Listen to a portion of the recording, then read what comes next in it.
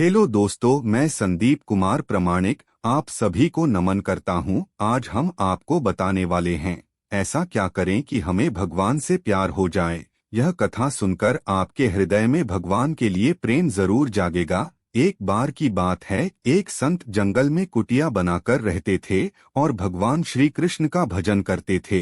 संत को यकीन था कि एक ना एक दिन मेरे भगवान श्री कृष्ण मुझे साक्षात दर्शन जरूर देंगे।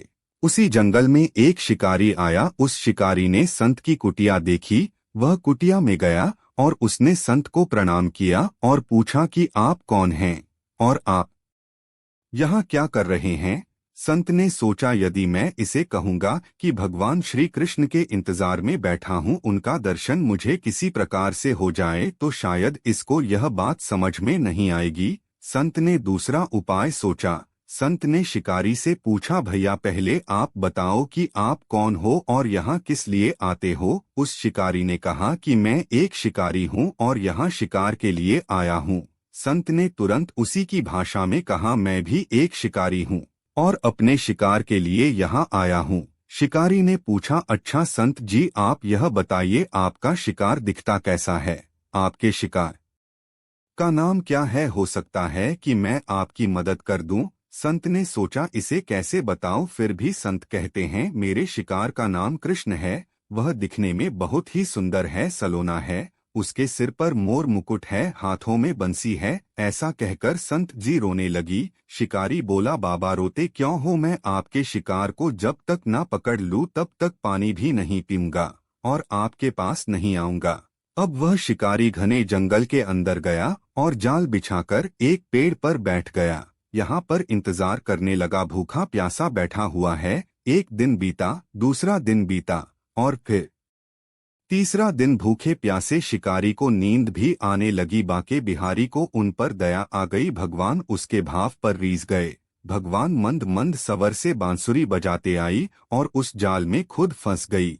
जैसे ही शिकारी को फंसी हुई शिकार का अनुभव हुआ तो तुरंत नींद से उठा और उस साबरे भगवान को देखा। जैसा संत ने बताया था, उनका रूप हूबहू वैसा ही था। अब वह जोर जोर से चिल्लाने लगा, मिल गया, शिकार मिल गया।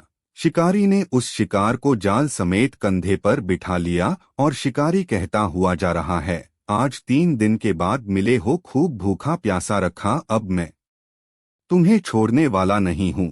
शिकारी धीरे धीरे कुटिया की ओर बढ़ रहा था। जैसे ही संत की कुटिया आई तो शिकारी ने आवाज लगाई, बाबा बाबा। संत ने तुरंत दरवाजा खोला और संत उस शिकारी के कंधे पर भगवान श्री कृष्ण को जाल में फंसा देख रहे हैं। भगवान श्री कृष्ण जाल में फंसे हुए मंद मंद मुस्कुरा रहे हैं। शिकारी ने कहा, आपका शिकार लाया हूँ, मुश्किल से मिले हैं। संत के आज होश उड़ गई। संत ने शिकारी के चरणों में गिर पड़े। संत फूट फूट कर रोने लगे। संत कहते हैं, मैंने आज तक आपको पाने के लिए अनेक प्रयास किए प्रभु, लेकिन आज आप मुझे इस शिकारी के कारण मिले हो। भगवान बोले, इस शिकारी का प्रेम तुमसे ज्यादा है, इसका भाव तुम्हारे भाव से ज्यादा है, इसका विश्वास तुम्हारे विश्वास से ज्यादा है। इसलिए आज जब 3 दिन बीत गए तो मैं आए बिना नहीं रह पाया। मैं तो अपने भक्तों के अधीन हूँ और आपकी भक्ति भी कम नहीं है। संत जी, आपके दर्शनों के फल से मैं इसे 3 दिन में ही प्राप्त हो गया। इस तरह से भगवान ने खुद दर्शन दिया और फिर वहां से भगवान चले गए।